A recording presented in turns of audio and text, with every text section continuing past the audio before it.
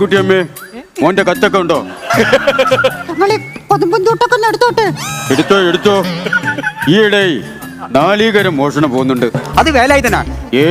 അവൻ കക്കുവോ? എല്ലാം ഉണ്ട്. എവിടെ അവൻ? വേലായുധാ നിക്കട അവിടെ. എടാ നിക്ക.